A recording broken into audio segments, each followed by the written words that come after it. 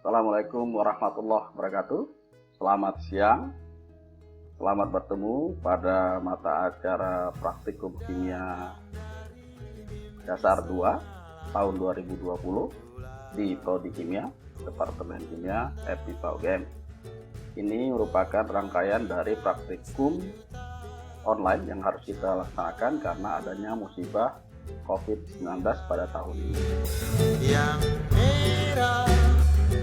Percobaan kali ini judulnya adalah pembuatan etil asetat melalui esterifikasi dengan dosen atau koordinator pembimbingnya itu adalah Bapak Denny Pranowo dan saya sendiri Tristiono beserta Bapak Sugeng Triyono. Nanti dibantu asisten Anissa Isnaini Rizky, Mbak Naura Nadifa dan Dwita Widiawati.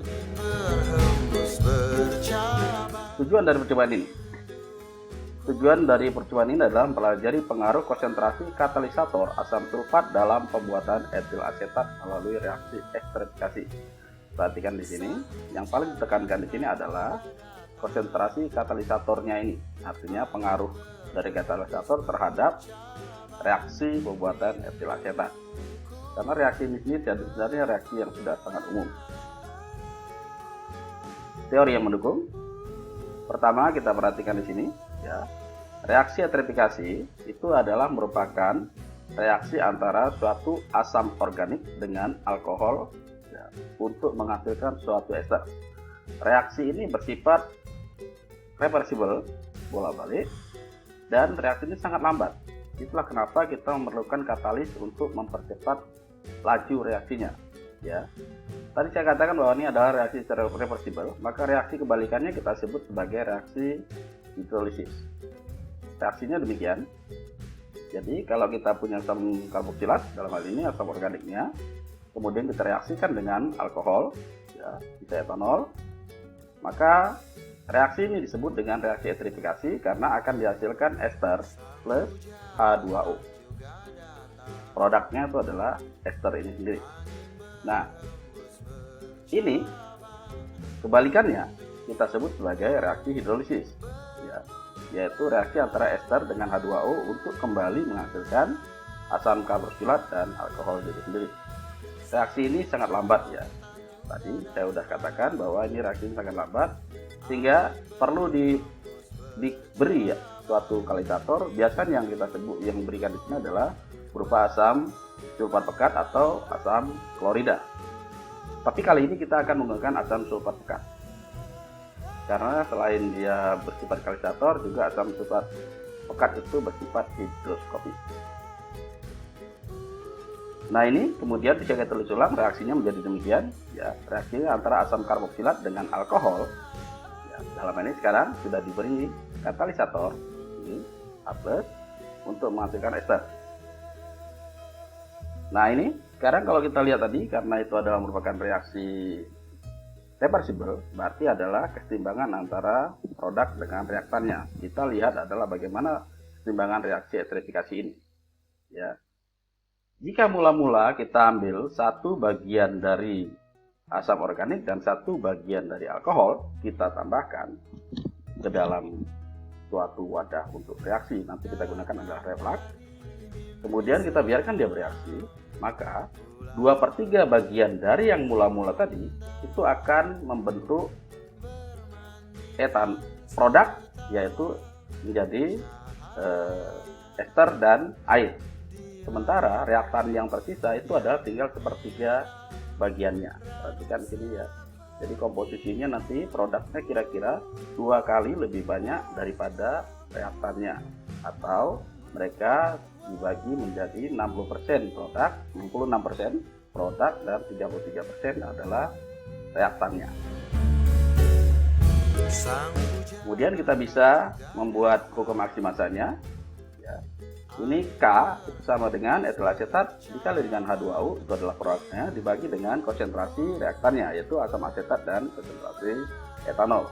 Dengan masukkan persentase atau bagian dari produk dan reaktannya, maka kita akan peroleh konstanta keseimbangannya adalah 4. Ini angka 4 atau lebih dari 1 itu menunjukkan bahwa produk yang dihasilkan lebih banyak atau reaksi lebih mengarah kepada produk.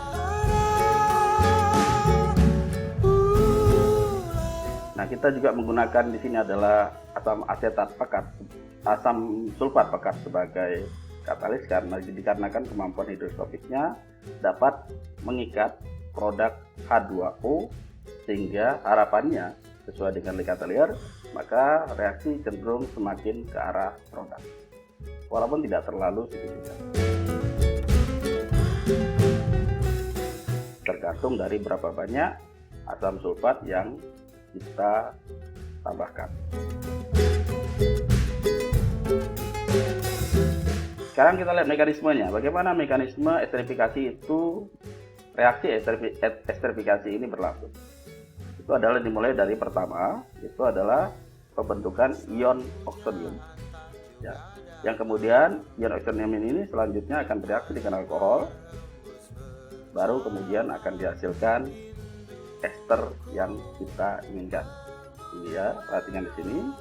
Ini nanti kalau kalian di mata kuliah organik, ya yang lebih lanjut, terutama dari di organik fisik nantinya, maka kalian akan lihat bagaimana reaksi ini akan sangat dipengaruhi oleh kestabilan dari ion oksonium ini.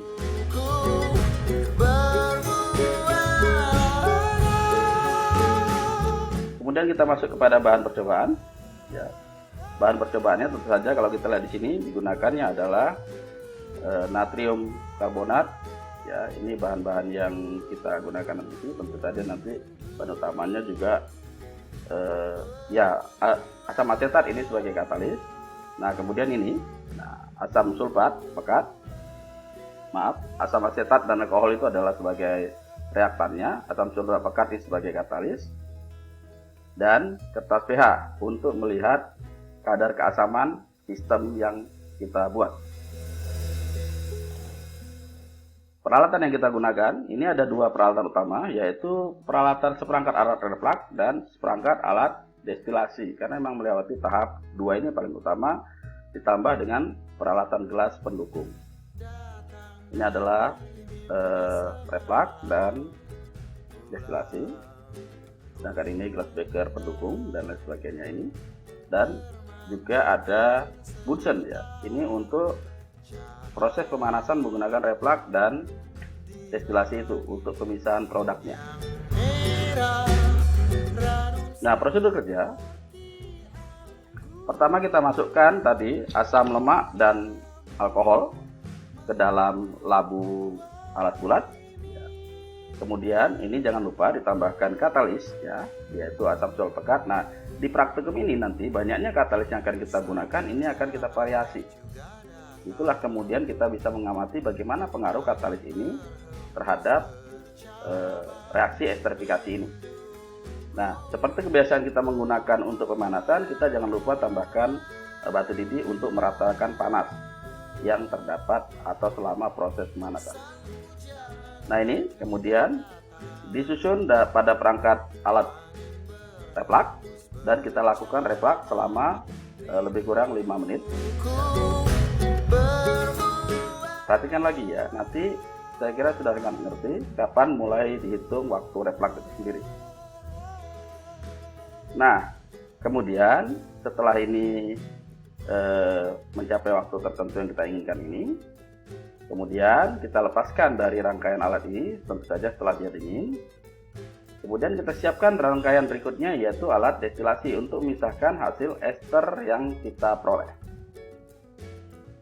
Ingat, pemisahan ini tidak bisa menghasilkan semua esternya yang kita peroleh itu murni, ya. Karena destilasi itu adalah berdasarkan pada pemisahan berdasarkan pada titik didih zat yang terdapat di dalam campuran tersebut.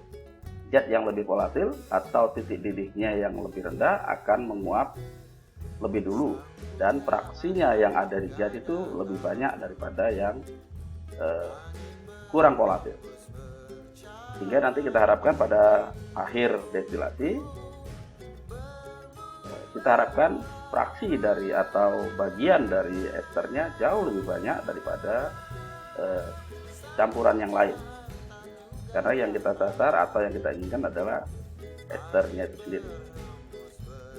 Setelah kita lakukan destilasi, nah ini kemudian kita netralkan dengan Na2CO3 sampai dia netral dengan mengujinya menggunakan kertas lakmus. Nah, di sini kan masih ada campurannya ya, masih ada di sana air, ada sisa reaktannya.